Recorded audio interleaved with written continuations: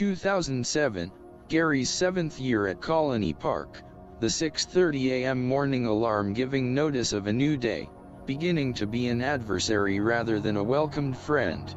Discovering with his 66th year of earthly presence, the 99-bed skilled nursing facility was beginning to wane.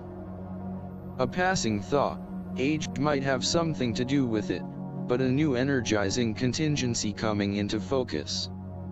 Colony Park and all 11 facilities making up Healthcare Management Corporation were chronicled for purchase.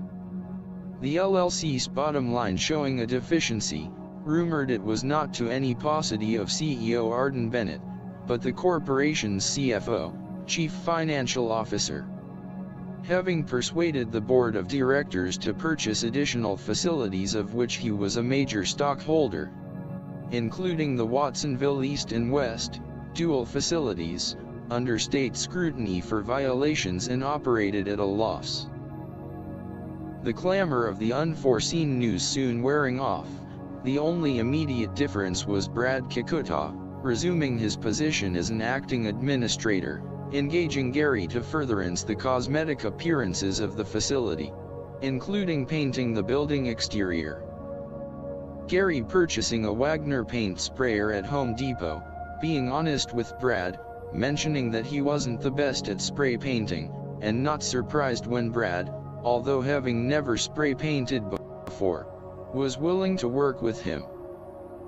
The team intact, Brad spray painting, Gary rolling and brushing the eaves, window frames, and other sprayer inaccessible areas. Gary made aware of coming events, a detailed analysis of the building and all the plant, medical, safety and office equipment, plus resident room beds and furnishings. Basically a complete inventory of everything but the kitchen sink, all a requirement for the sale. The process known as due diligence included a detailed account of the exact size and physical attributes of the buildings, even to the point of separating carpeted area from the tiled, and included opening the fiscal, employment, state health and safety records for inspection. Through the years, Gary having been befriended by the owners of Johnson Rug Company, Dennis Panko, his wife Sue and daughter Kim, at first employing their company to replace the tile in the residence room on a scheduled basis, but because of the impending sale, Brad wanting to finish all the remaining resident rooms. The environmental supervisor making a decision to do the installation himself. Gary scheduling the event on mornings when Brad was available, the administrator never failing to volunteer as a participant after the tile adhesive had cured, and ready to be laid.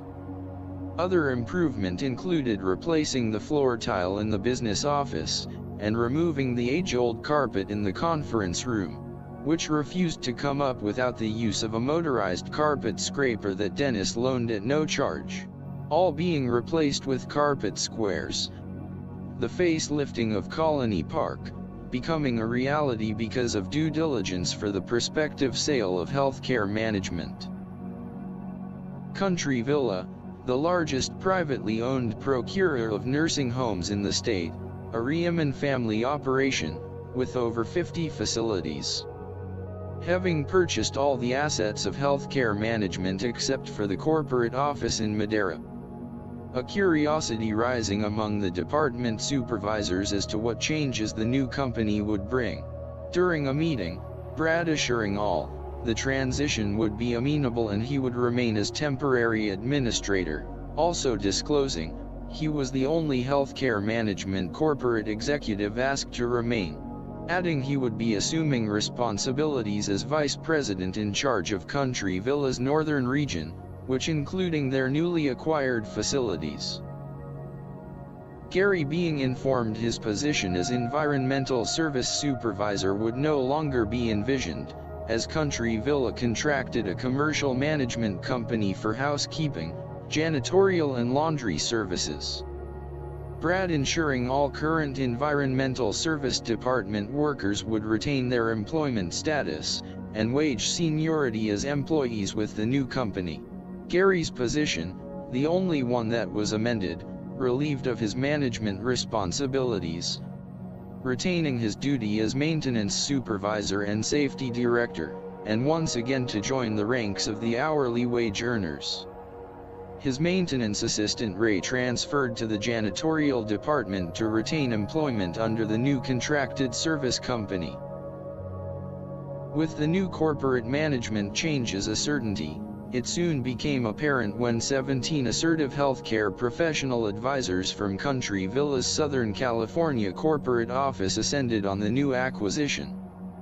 Brad as interim administrator was somewhat candor, giving the department's supervisors a briefing about the assets of the Country Villa and the upcoming restructuring and improvements. One of the first projects on the agenda was a replacement of the cogeneration HVAC system installed in the 90s under the auspices of Valley Air in Fresno. Gary, having maintained a good relationship with the Fresno company and their northern area service personnel, John and Brandon, the two giving Colony Park service call priority. Gary was relieved when the HVAC contract for the new system was accorded to Valley Air. 6 weeks into the Country Villa acquisition, Brad giving notice of another change, the hiring of a new administrator, but saying he would still maintain an office in the building, fulfilling his positions as a Country Villa vice president for Northern California.